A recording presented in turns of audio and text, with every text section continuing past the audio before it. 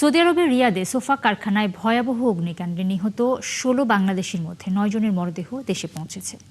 বিকেলে হজরত শাহজালাল আন্তর্জাতিক বিমানবন্দরে তাদের মরদেহ পরিবারের কাছে হস্তান্তর করা হয়। এ সময় নিহতদের পরিবারের মাঝে আর্থিক অনুদান তুলে দেয় প্রবাসী কল্যাণ এবং বৈদেশিক কর্মসংস্থান মন্ত্রণালয়। আরও আর্থিক সহায়তার আশ্বাস দেন প্রবাসী কল্যাণমন্ত্রী। বাকি ৭ বাংলাদেশের মরদেহ দ্রুতই দেশে ফেরানোর আশ্বাসও দিয়েছেন পররাষ্ট্র প্রতিমন্ত্রী। শাহরিয়ার ইমতিয়াজের প্রতিবেদনে বিস্তারিত। নাটোরের মহিষভাঙ্গা গ্রাম থেকে বাবা আশরাফুল ইসলাম এসেছেন রিয়াদে দুর্ঘটনায় নিহত সন্তান রবিউল ইসলামের মরদেহ গ্রহণ করতে। হজরত শাহজালাল আন্তর্জাতিক বিমানবন্দরে মরদেহ গ্রহণের আগে বলছিলেন প্রবাসে গিয়ে সন্তানের স্বপ্ন পূরণের আকাঙ্ক্ষার কথা। অনেক স্বপ্ন ছিল স্যার, তাই ভাইটাকে লেগেছে একটু বাড়ি করবে, সে দেশে এসে বিয়ে থা করবে এবং ইয়া করে সে দিনটা কাটাবে। একটি বোন আছে, তাকে বিবাহ দেবে। কোনো স্বপ্নই পুরো হলো না স্যার। বৃদ্ধ বাবা আশরাফুল ইসলামের মতোই দুর্ঘটনায় নিহত আরেক প্রবাসী ফরিদের বোনও এসেছেন ভাইয়ের মরদেহ গ্রহণ করতে।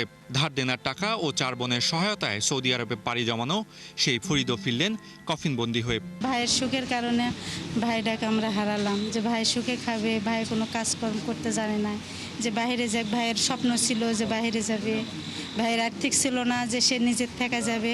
আমরা বোনেরা মিলাই ভাই পাঠাইছি। মোহাম্মদ আশরাফুল ইসলাম ও মোহাম্মদ ফরিদের পরিবার সহ মোট 9টি পরিবার হজরত শাহজালাল আন্তর্জাতিক বিমানবন্দরে এসেছিল নিহত সদস্যদের মরদেহ গ্রহণ করতে। গত 9 আগস্ট সৌদি আরবের রিয়াদে সোফা কারখানায় ভয়াবহ অগ্নিকাণ্ডে প্রাণ হারান তারা। তবে ডিএনএ পরীক্ষা শনাক্ত না হয় এখনও ফেরেনি বাকি 7 জনের মরদেহ। বিকেলে শোকসন্তপ্ত পরিবারগুলোর মরদেহ গ্রহণ করতে বিমানবন্দরে আসেন প্রবাসী কল্যাণমন্ত্রী আরিফুল হক ও পররাষ্ট্র প্রতিমন্ত্রী শ্যামা ওবায়দ সহ সরকারি কর্মকর্তারা। এ সময় তারা আশ্বাস দেন না ফেরা 7 প্রবাসীর মরদেহ দ্রুত ফিরিয়ে আনার।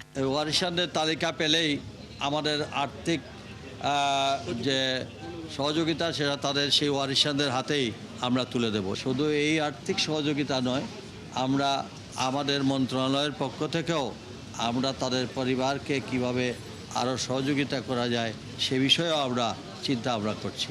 এই সৌদি আরবে যে 16 জনকে আমরা হারিয়েছি একটি দুর্ঘটনায়, আমরা সকলে মর্মাহত।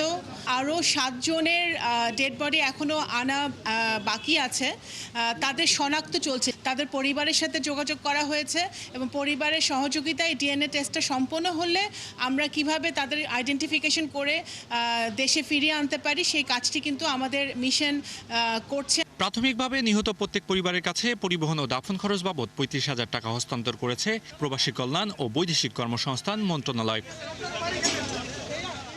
শাহরিয়ার ইমতিয়াজ, 71, ঢাকা।